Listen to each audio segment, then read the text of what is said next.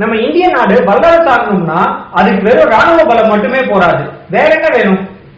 எந்த ஒரு நாடும் வல்லரசு ஆகணும்னா அந்த நாட்டுல தொழில்நுட்ப வளர்ச்சி அப்படின்றது இருக்கணும். எந்த ஒரு நாட்டுல தொழில்நுட்ப வளர்ச்சி இருக்கோ அந்த நாட்டுல தொழில் புரட்சி ஏற்படும். தொழில் புரட்சி ஏற்படுறதுனால உற்பத்தி அதிகரிக்கும். உற்பத்தி அதிகரிக்கிறதுனால வியாபாரம் பெருகும். அதனால ஒரு நாடு வல்லரசு ஆகணும்னா அந்த நாட்டுக்குன்னு சொந்தமான ஒரு டெக்னாலஜி இருக்கணும். அந்த டெக்னாலஜியை பேஸ் பண்ணி அந்த நாடு தொழில் வளர்ச்சி அடையணும். அப்பதான் அந்த நாடு வல்லரசா மாறும். அது என்ன சொந்தமான டெக்னாலஜி?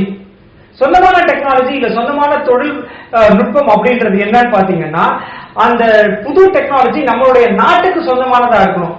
அதுவே ஒரு வெளிநாட்டுக்கு சொந்தமான ஒரு டெக்னாலஜியை நம்ம இந்தியாவில எடுத்துட்டு வந்து வெறும் உற்பத்தி மட்டும் செய்யறோம் அப்படின்ற பட்சத்துல நம்மளுடைய மக்கள் வெறும் கூலி ஆட்களா மட்டும்தான் இருப்பாங்க. அந்த நிலைமை தான் இப்ப இந்தியாவில நடந்துட்டு இருக்கு. இதுல இருந்து நம்மளுடைய நாடு வல்லரசா மாறணும்னா நம்மளுக்கு இருக்கக்கூடிய ஒரே ஒரு துருப்புச்சீட்டு பேட்டன்ட். பேட்டன்ட் அப்படின்றது ஒரு புதுசா கண்டுபிடிக்கக்கூடிய ஒரு தொழில்நுட்ப கண்டுபிடிப்புக்கு மத்திய அரசால கொடுக்கக்கூடிய ஒரு அங்கீகாரம் தான் பேட்டன்ட் ரெஜிஸ்ட்ரேஷன் அப்படின்றது. இன்னும் ரொம்ப எளிமையா சொல்லணும் அப்படின்னு பாத்தீங்கன்னா, நீங்க ஏதோ ஒரு புதுசா ஒரு பொருள் ஒன்று கண்டுபிடிக்கிறீங்க. ஃபார் எக்ஸாம்பிள் ஒரு போன் இல்லைன்னா புதுசா ஒரு லேப்டாப், ஏதோ ஒரு டெக்னாலஜி ஒன்று புதுசா நீங்க கண்டுபிடிக்கும் போது அதுக்கு கொடுக்கக்கூடிய ஒரு அங்கீகாரம் தான் பேட்டன்ட் ரெஜிஸ்ட்ரேஷன் அப்படின்றது.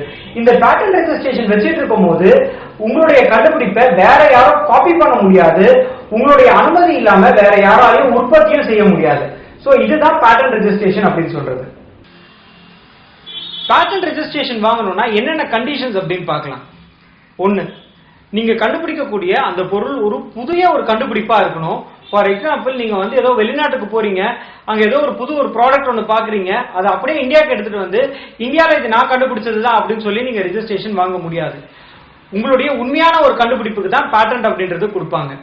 ரெண்டாவது வந்து பாத்தீங்கன்னா, அந்த கண்டுபிடிப்பு ஒரு அறிவியல் கண்டுபிடிப்பா இருக்கணும். ஃபார் எக்ஸாம்பிள், ஒரு மேத்தமெட்டிக்கல் அல்காரிதமாவோ இல்ல ஒரு விவசாயம் செய்யக்கூடிய ஒரு மெத்தடாவோ இருக்கக்கூடாது. மூணாவது, இண்டஸ்ட்ரியல் அப்ளிகபிலிட்டி. அதாவது நீங்க தயாரிக்கக்கூடிய அந்த ஒரு புதிய கண்டுபிடிப்பு உற்பத்தி செய்யக்கூடிய தன்மையில இருக்கணும். இதுதான் மூணாவது கண்டிஷன். இந்த மூணு கண்டிஷன்ஸுமே இருந்தா உங்களுடைய கண்டுபிடிப்புக்கு பேட்டன்ட் ரெஜிஸ்ட்ரேஷன் கண்டிப்பா கிடைக்கும். நம்ம இவ்வளவு நேரம் பேட்டன்ட்னா என்ன அப்படின்றத பத்தி பார்த்தோம். பேட்டன்ட் வாங்குறதுக்கான கண்டிஷன்ஸ் என்னன்றதெல்லாம் பார்த்தோம். அடுத்ததா பேட்டன்ட் எப்படி அப்ளை பண்றது அப்படின்னு பார்க்கலாம். பேட்டன்ட் நீங்க அப்ளை பண்றதுக்கு முதல்ல என்ன பண்ணணும் அப்படின்னு பாத்தீங்கன்னா, பிரியர் ஆர்ட் சர்ச் அப்படின்னு சொல்லுவாங்க. அதாவது நீங்க கண்டுபிடிச்ச மாதிரியே வேற யாராவது ஒரு பேட்டன்ட்டை சென்ட்ரல் கவர்மெண்ட்லயோ இல்ல அவங்க நாட்டு கவர்மெண்ட்லயோ ஃபைல் பண்ணிருக்காங்களா அப்படின்னு பாக்குறது தான் பேட்டன்ட் பிரியர் ஆர்ட் சர்ச் அப்படின்றது. அந்த ரிப்போர்ட்ல இது வரைக்கும் இந்த தலைப்புல வேற யாராவது ரிஜிஸ்டர் பண்ணிருக்காங்களா, இந்த டெக்னாலஜி ஆல்ரெடி ரிஜிஸ்டர் ஆயிருக்கா அப்படின்னு சொல்லி ஒரு ரிப்போர்ட் கிடைக்கும்.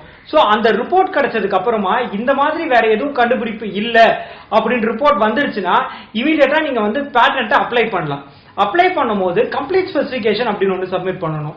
அதாவது இந்த பேட்டன்ட், அதாவது இந்த பொருள் எப்படி உற்பத்தி செய்றீங்க, இதோட ஒர்க்கிங் பிரின்சிபல் என்ன, இதுல நீங்க வந்து மற்ற ப்ராடக்ட்ல இருந்து இது எந்த வகையில தனித்துவமான ஒரு ப்ராடக்ட் அப்படின்றத பத்திலாம் விலாவரியா எழுதி நீங்க சப்மிட் பண்ணதுக்கு அப்புறமா சென்ட்ரல் கவர்மெண்ட் அவங்களோட வெப்சைட்ல இதை பப்ளிஷ் பண்ணுவாங்க.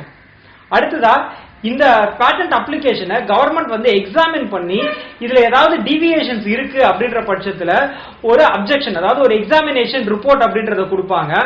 அதுக்கு நம்ம ரிப்ளை பண்ண வேண்டியிருக்கும். ரிப்ளைல சாட்டிஸ்ஃபை ஆனதுக்கு அப்புறமா நம்ம கவர்மெண்ட் வந்து இத பேட்டன்ட் ரெஜிஸ்ட்ரேஷன் கிராண்ட் பண்ணுவாங்க. இந்த ரெஜிஸ்ட்ரேஷனோட வேலிடிட்டி அப்படின்னு பாத்தீங்கன்னா மொத்தமா இது 20 வருஷத்துக்கு வேலிட். இதை வந்து ரினியூ நம்மளால பண்ண முடியாது. அதாவது இந்த பேட்டன்ட் வந்து 20 வருஷம் எக்ஸ்பைரி ஆனதுக்கு அப்புறமா திருப்பி இதை எடுத்துட்டு போய் ரினியூ பண்ணி திருப்பி எனக்கு ஒரு 20 வருஷம் எக்ஸ்டென்ஷன் கொடுங்க அப்படின்ற மாதிரி கேட்க முடியாது. இந்த 20 வருஷம் முடிஞ்சதுக்கு அப்புறமா இந்த பேட்டன்ட் அப்படின்றது பப்ளிக் டொமைனுக்கு போயிடும். பேட்டன்ட் வாங்குறதுனால என்ன பெனிஃபிட்ஸ் அப்படின்னு பார்க்கலாம். நீங்க ஒரு பேட்டன்ட் ரெஜிஸ்ட்ரேஷன் வாங்குறதுனால உங்களுக்கு மோனோபோலி ரைட் அப்படின்றது கிடைக்கும். அதாவது முன்னமே சொன்ன மாதிரி தான், உங்களோட அனுமதி இல்லாம வேற யாராலையும் உங்களோட ப்ராடக்ட்டை காப்பி பண்ண முடியாது. ரெண்டாவது, உற்பத்தி செய்ய முடியாது. உங்களோட அனுமதி இல்லாம அதை விற்கவும் முடியாது. ரெண்டாவது, இந்த பேட்டன்ட் அப்ளிகேஷன் நம்பரை உங்களோட ப்ராடக்டோட லேபிள்ல நீங்க போடும்போது உங்களுடைய ப்ராடக்ட்டுக்கான மதிப்பு அதிகமாகுது. அதனால அந்த விலையும் வந்து அதிகமா உங்களுக்கு கிடைக்கிறதுக்கான வாய்ப்பு இருக்கு. ஃபார் எக்ஸாம்பிள், ஆப்பிள் நிறுவனம் வந்து பாத்தீங்கன்னா நிறைய பேட்டன்ஸ் அவங்க தான் ஹோல்ட் பண்ணிருக்காங்க. அதனாலதான் இன்னைய வரைக்கும் மார்க்கெட்ல மற்ற ப்ராடக்ட்ஸோட கம்பேர் பண்ணும்போது ஆப்பிளோட லேப்டாப் ஆகட்டும், ஆப்பிளோட போன்ஸ் ஆகட்டும் அதிகமான விலைக்கு விற்கிறதுக்கான காரணம் இதுதான். மூணாவது வந்து பாத்தீங்கன்னா, நீங்க உங்களோட பேட்டன்ட்டை மத்தவங்களுக்கு விற்கலாம், மற்றவங்களுக்கு அசைன் பண்ணலாம், லைசன்ஸ் கொடுக்கலாம். அது மூலியமா நீங்க பல லட்சம் ரூபாய் சம்பாதிக்க முடியும். நாலாவது வந்து பாத்தீங்கன்னா, உங்களுடைய பேட்டன்ட் வந்து ஒரு நாட்டுக்கு தேவையான ஒரு கண்டுபிடிப்பா இருக்கு, மக்களுக்கு வந்து ரொம்ப பயனளிக்கக்கூடிய ஒரு கண்டுபிடிப்பா இருக்கு அப்படின்ற பட்சத்துல நீங்க சென்ட்ரல் கவர்மெண்டோ இல்ல ஸ்டேட் கவர்மெண்டோ இல்ல இன்டர்நேஷனல் அவார்ட்ஸ்க்கோ நீங்க வந்து எலிஜிபிள் ஆகுறீங்க. கடைசி பெனிஃபிட் பாத்தீங்கன்னா ஸ்டார்ட் அப் இந்தியா ஸ்கீம். நீங்க ஒரு புது டெக்னாலஜியை பேஸ் பண்ணி ஒரு கம்பெனி ஆரம்பிக்கணும் அப்படின்ற பட்சத்துல மத்திய அரசே முன் வந்து உங்களுடைய கம்பெனி ஆரம்பிக்கிறதுக்கான ஃபண்டிங் வந்து கொடுக்குறாங்க. சோ இதுதான் பேட்டன்ட் வாங்கக்கூடிய பெனிஃபிட்ஸ்.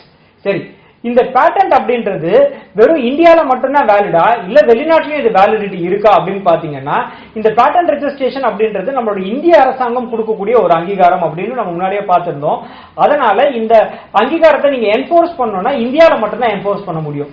சரி, நான் இதை வந்து வெளிநாட்டுல விற்கணும் அப்படின்னு நினைக்கிறேன், இல்ல வெளிநாட்டுல உற்பத்தி செய்யணும்னு நினைக்கிறேன் அப்படின்னா நீங்க அந்த எந்த நாட்டுல நீங்க உங்களுடைய தொழிலை வந்து இன்னும் வந்து பெருக்கணும் அப்படின்னு நினைக்கிறீங்களோ, எந்த நாட்டுல உங்களுடைய ப்ராடக்ட்ஸ் நீங்க வந்து சப்ளை பண்ணணும்னு நினைக்கிறீங்களோ அந்த நாட்டிலே நீங்க வந்து தனியா பேட்டன்ட் வாங்கணும். ஃபார் எக்ஸாம்பிள், நான் யூஎஸ்ல வந்து என்னோட மார்க்கெட்டை நான் எஸ்டாப்ளிஷ் பண்ண போறேன், யூகே போறேன், இல்ல ஆஸ்திரேலியால என்னோட ப்ராடக்ட்ஸை வந்து நான் சப்ளை பண்ண போறேன் அப்படின்னா அந்தந்த நாடுகள்ல நீங்க வந்து தனித்தனியா பேட்டன்ட் எடுக்க வேண்டியிருக்கும்.